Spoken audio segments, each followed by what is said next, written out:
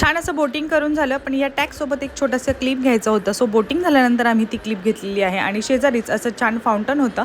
त्या फाउंटनच्या समोर मस्तपैकी फोटो सेशन केलं. सगळेच जण इथे फोटोज काढत होते आणि खरंच खूप मस्त फोटो येत होते, कारण की संध्याकाळची वेळ होती आणि तुम्हाला विला टूर दाखवायची राहिली होती. तर हा होता लोणावळ्यामध्ये आम्ही घेतलेला विला. 2 BHK होते, त्याला अटॅच स्विमिंग पूल होता, त्याच्यानंतर ओपन किचन होतं छोटंसं, जिथे आपण काही पण करू शकतो. ही एक बेडरूम होती आणि अजून एक सेकंड बेडरूम आहे. 2 वॉशरूम होते, टॉयलेट बाथरूम अटॅच होते, म्हणजे त्याला एक बेडरूमला अटॅच होता, एक सेपरेट होता. छोटासा होता, कोझी होता, पण खूप सुंदर होता आणि मेंटेन पण त्या लोकांनी छान केलेला.